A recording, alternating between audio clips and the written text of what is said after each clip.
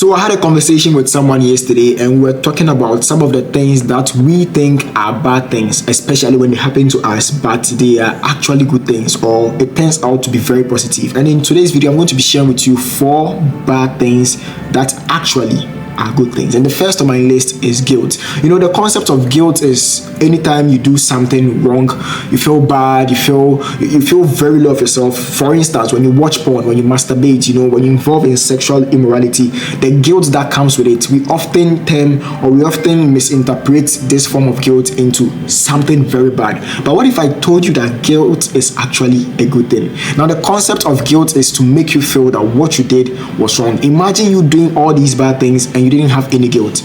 Imagine you murdering someone. Imagine you watching porn. Imagine you doing all these bad things and you had no guilt. Your conscience is literally smeared. You don't have any emotions attached to the bad things that you did. How do you think your life would be? How do you think you would have that emotions, or you have that guilt, so that the next time you do not repeat that mistake again? So guilt is actually a good thing. The next time you commit a sin, you do something bad and you feel guilty, just know that it's a good thing. It means you are aware, you know that what you did was wrong, and let that guilt propel you into doing the right thing. The second thing is disappointment, and I had to look it up. So with the concept of disappointment, it says that disappointment is an emotional response or feeling that arises when one's expectations are not met. I've been disappointed so many times in life. I mean, most of you know the story of how trying to come to the US, I met so many rejections, so many hurdles, and so many disappointments. But then what if I told you that these disappointments are what literally inspired me and pushed me into becoming who I want to become?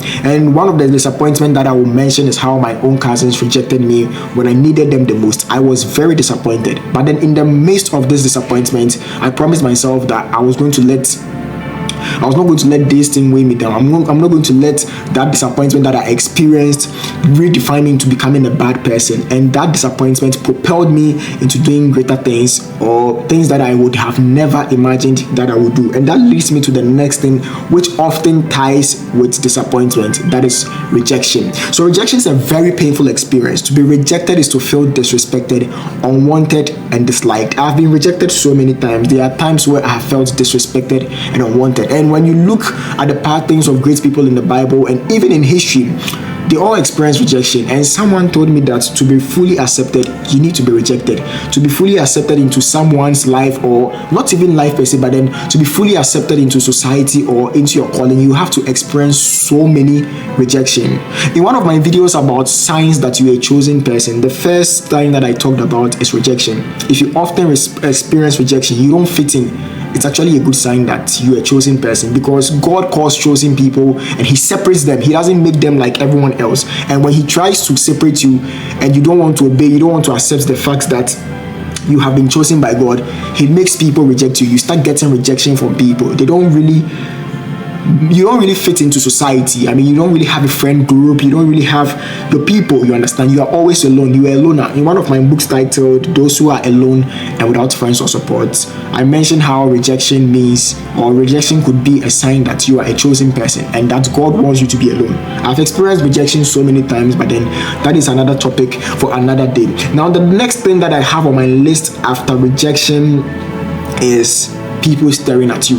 This morning I was meditating about the concept of people staring at me, because I often get that a lot. People stare at me a lot. Anytime I enter places, people stare at me. Everyone is like, there's a presence around. People stare at me a lot. And the reason why I'm saying that people staring at you is a good thing is that it means you have a higher vibration, okay? There's something that comes with you. You either carry the presence of God or you have angels following you. And I don't know whether you believe in God or you believe in the concept of having the presence of God, but I'm telling you, when people stare at you, it's actually a good thing, okay? When people stare at you, people, anytime you enter a building, it's like everyone is looking at you. It means you have a high vibration and that you have a very good spirit. And that leads me to the next point. But before that, another interesting thing about people staring at you is that, another thing that people makes I'm not feeling well. Another thing that makes people stare at you is that they see something following you. They see a light following you. And I don't believe that, quote unquote, people stare at mad people. People stare at let's say drug addict on the streets? Would you see someone who is a drug addict laying on the streets being stared at? No. It is always the people who carry the high vibration, who carry the presence of God, who carry angels following them. These are the people who often get looked at. And then last but not least, that ties to people staring at you, is people talk about you a lot. So if you are someone who, in society, you don't really do stuff that makes people talk about you. I mean, you are living your life, you are minding your business, but people are always gossiping about you. People are always saying something about you. Look at this guy, he just came here. Look, they're always, it's like you are being discussed. It's actually a good thing. Don't feel shy about it. Don't feel insecure about it. Your insecurity won't make you see that people staring at you is a good thing. You would think that people staring at you means they are judging you or there's something off about you. I'm telling you, there is nothing off about you. It means you carry a high vibration, and that is the same that applies to people talking about you. It's a huge blessing when people talk about you. Everyone has problems. So for people to put down their problems, for people to put down their troubles and dedicate time to talk about you, it means you are blessed.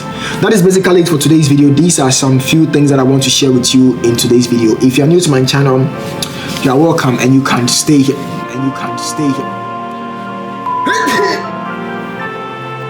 Sorry, and you can stay here. Thank you guys so much once again. Thank you guys so much for watching this video, and as always, your future can always be better than your current situation, and only you have the power to make it so.